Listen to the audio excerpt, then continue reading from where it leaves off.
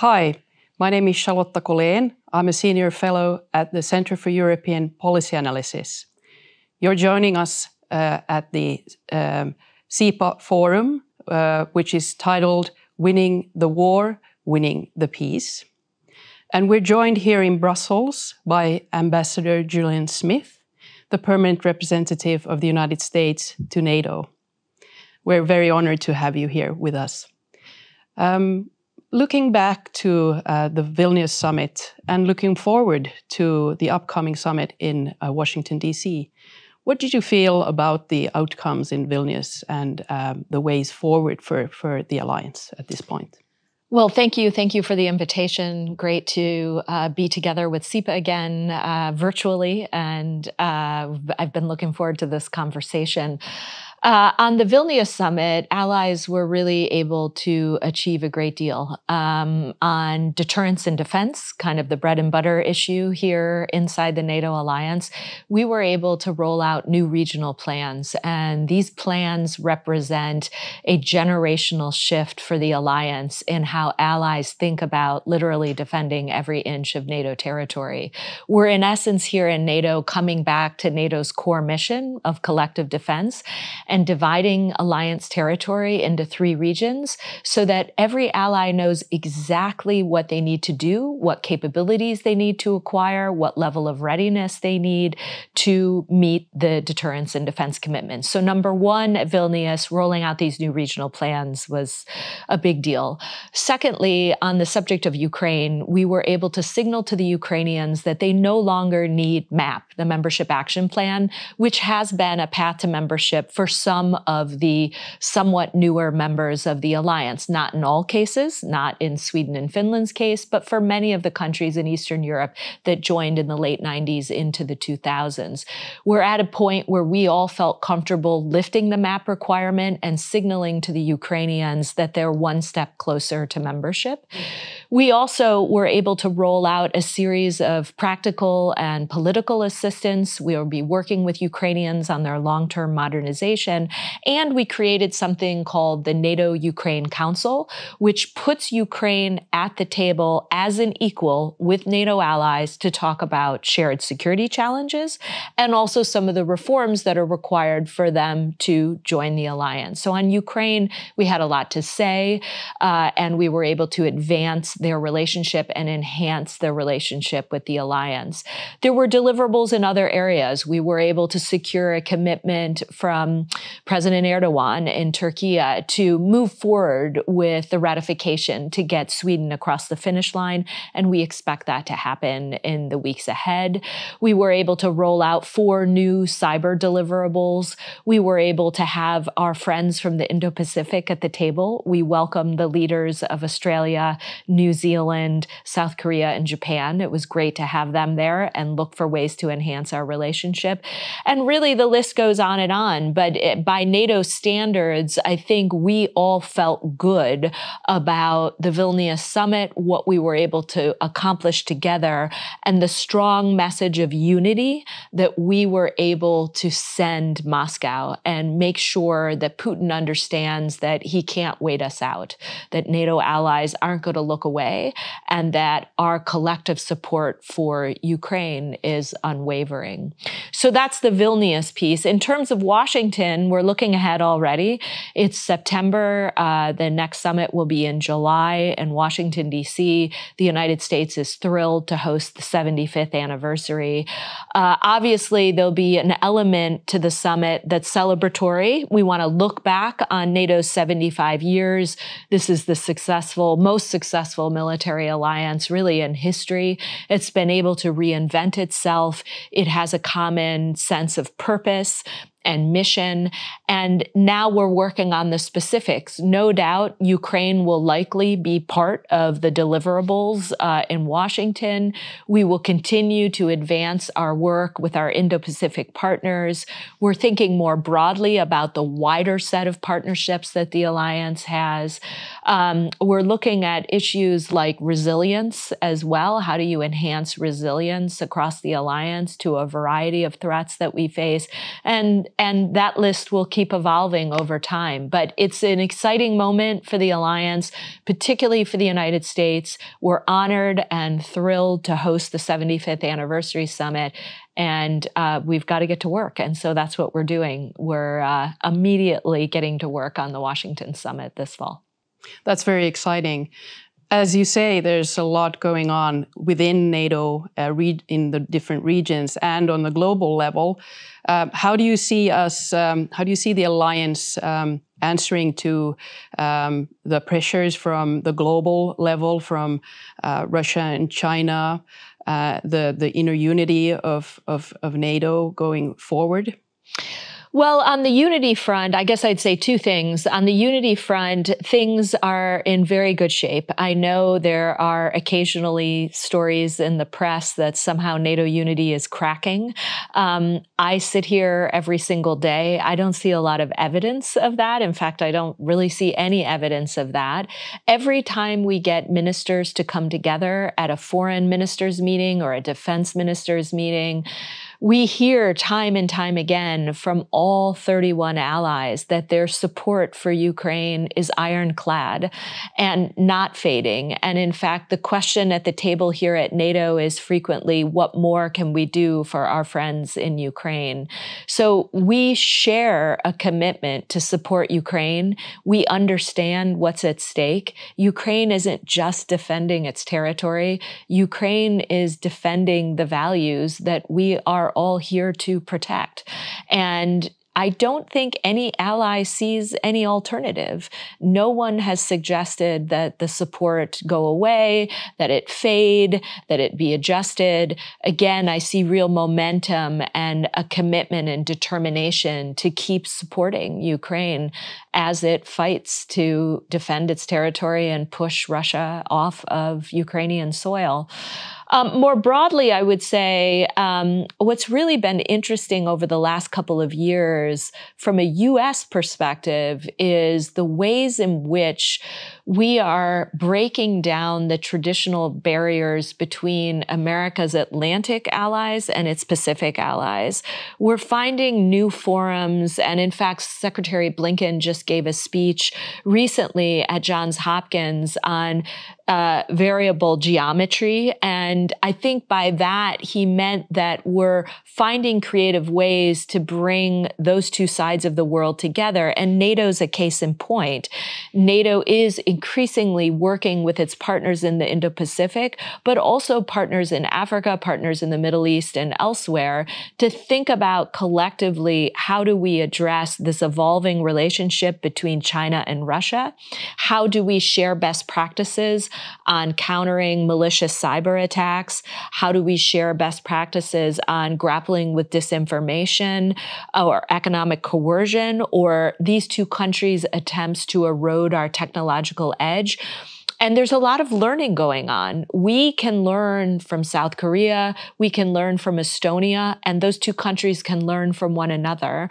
And so breaking down the formality of those sets of partners is an important part of our longer term strategy. And again, we've seen real-time examples of that here at NATO over the last 2 years. So I think to your question about how are we dealing with some of the challenges, the global challenges, one of the secrets here is bringing together an array of countries, not just the NATO allies, but a wider set of countries to talk about everything from the Black Sea Grain Initiative and our frustration that the Russians have turned that off, to things like cyber attacks. Well, coming back to the regional planning and regional level, how do you view out of an American perspective, perhaps, on the developments in the Baltic Sea region? It seems that with the joining of Finland to NATO, there's been a lot of developments in a very short period of time in this region, which is, of course, very important when thinking of supporting Ukraine and keeping stability in an area. But The Baltic Sea in itself, it's almost an inner sea of NATO, but it's really busy. There's a lot of activities, military activities going on, and there's a lot of fear of strikes to infrastructure. How do you view this region from your perspective? Well, on that front, I would say you're right in the sense that there is a lot going on in that neighborhood in and around the Nordic Baltic area. But I would say more broadly, up and down NATO's entire eastern flank, the one theme that I guess I could point out to over the last year and a half is change. And I say change because if you look at things like NATO force posture, we've had a significant change in NATO force posture. We've had not only the United States adding 20,000 American troops to NATO's eastern flank since the war started, but many countries in Western Europe have increased their presence on the eastern flank as well. It's a collective effort. We went from 4 multinational battalions before the war started to 8 multinational battalions. And then the other breaking news on that front is all of those battalions are now scalable to the brigade level. That's a sizable shift for the alliance in terms of a commitment to enhance our deterrence and defense. But there are other things, exercises and training. We've seen a remarkable level of activity up and down the eastern flank as it relates to NATO exercising, but also the addition of Finland this past April and hopefully Sweden in the weeks ahead is going to shift the balance in some ways. We're going to see a very interesting dynamic across the alliance where these two very capable countries, they bring tremendous expertise, they bring capable militaries, they have remarkable reserve forces, naval forces, experience in building resilience. They're going to bring all of that know-how, all of that expertise into the alliance, and also situational awareness of what are the Russians doing along the Finnish border? What are the Russians doing in and around the Baltic Sea? What are they doing in the Arctic, in the high north? And so we're going to have enhanced situational awareness. We're going to have enhanced capabilities. We're going to have these two strong democratic allies come in with both feet, jump into the alliance. And I think that's why there's so much excitement around the halls of NATO right now. When you work here day in and day out, there's a lot going on. We're very busy, but there's almost a bit of a buzz in the halls because people believe that this is a pivotal moment for NATO history, that we will look back at 2022 and 2023 as transformative for the alliance because of these two new members, because of changes in posture, because of these new regional plans, because of the unity we have over Ukraine, because of our focus also on terrorism and other threats, our new partnerships with our friends in the Indo-Pacific. So it does, I think, in the grand scheme of NATO's 75 years of history, the last 2 years in particular, there are other points we can look, the fall of the Berlin Wall, I mean, no doubt, other big milestones in that narrative. But I think 20 years from now, we'll look back at 2022 and 2023 as incredibly transformative. Well, keeping to the theme of transformation, how do you see NATO responding to technology, emerging technologies, and the ups and downs of the digital domain? You've mentioned here cyber threats and attacks, hybrid threats, and NATO has a lot of sort of efforts in this field of tech with the Diana initiative, supporting a lot of research and development and innovation in this area. So do you feel the alliance is on top of their game in this development and able to respond to external threats in this regard? That's a great question. I mean, NATO, as you know, was constructed and built to deal with conventional military threats. And we were very good, and we still are very good at preparing for tanks rolling across borders. We know what to do. We train for that. We have the forces and capabilities to be able to respond and to enhance deterrence when needed. But over time, in recent years, I think the alliance has had to grapple with all of these new tech-related challenges. We've had to protect NATO commands and NATO headquarters and NATO capitals against cyber attacks. We have to protect our information. We also have to protect our technological edge. That's part of the secret to NATO's success, is the collective technological edge. And countries like the PRC, like Russia, like other countries, Iran, there are countries around there are actors out there that are very interested in either eroding our technological edge or accessing information and benefiting from it.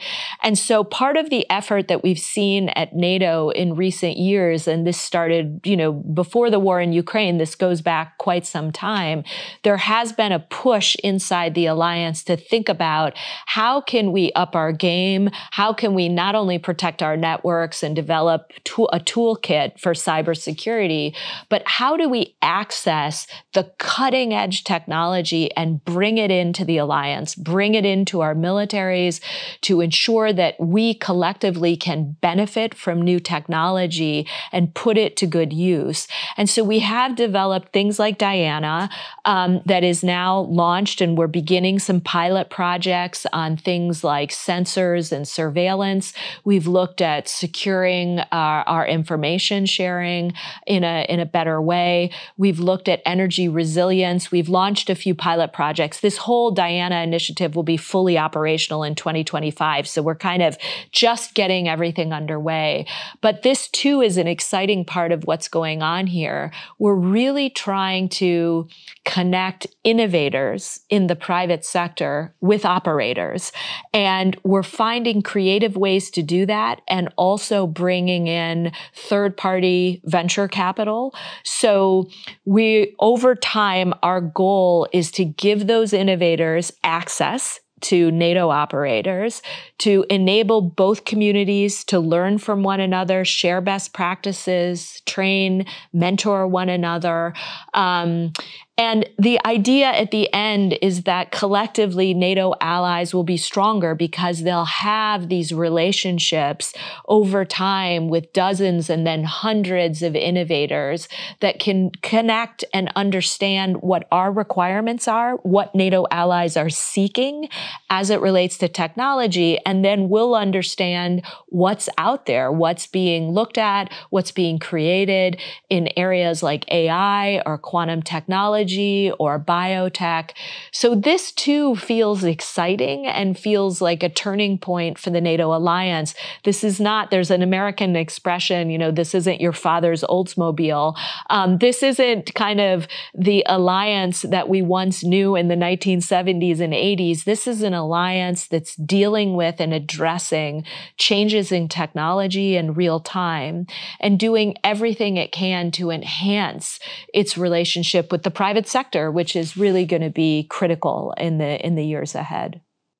Well, we're facing in Europe a conventional war as we speak. And so all of these plans are very important. But then again, as we speak, we have a very traditional war going on in Ukraine.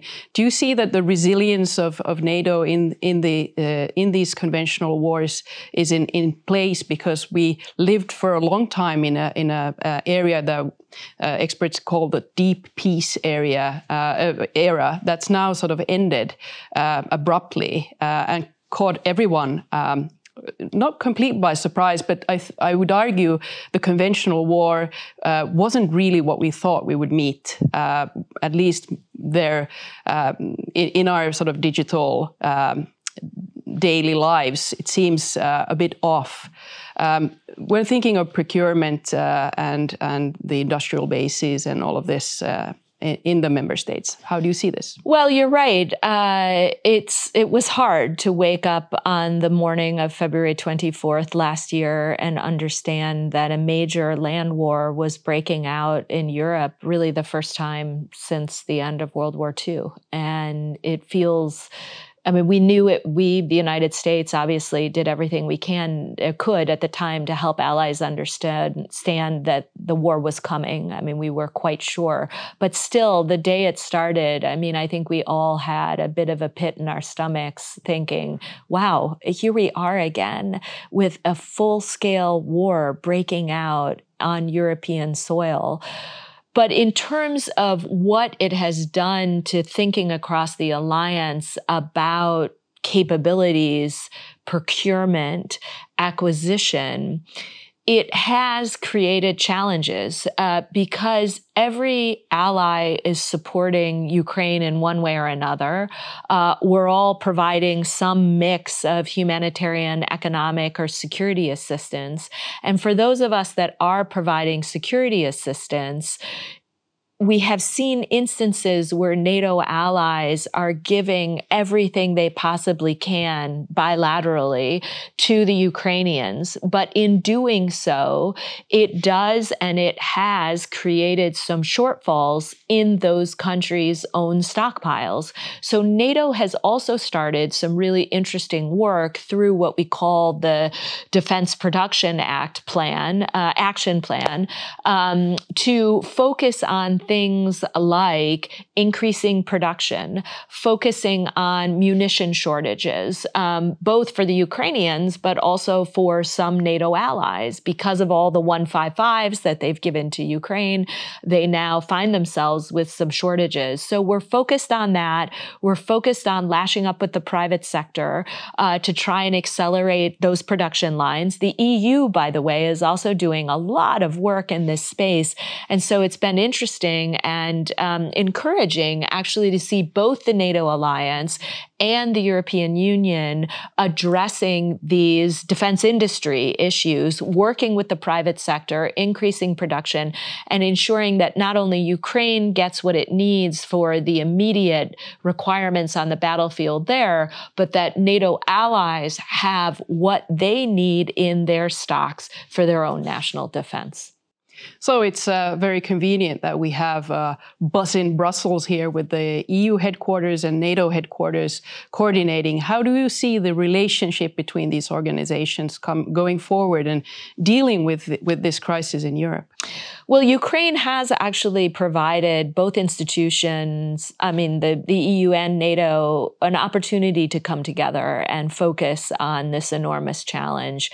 And I think the transatlantic partners would collectively agree that it's been quite a moment for these two institutions to watch the European Union put real resources on the table to ensure that the EU can help provide lethal assistance, while NATO is also encouraging, maintaining unity, encouraging its members to provide assistance, to have these two institutions join together at ministerials. I mean, every ministerial we've had, every summit we've had, we had 3 summits last year, 1 summit in 2023, we always have the European Union there. So whether you're talking about applying pressure on Moscow to stop the war and end it now, whether or not you're talking about ensuring that Ukraine has what it needs in terms of humanitarian, economic, and security assistance, or whether you're talking about deepening and fortifying the transatlantic relationship and maintaining unity,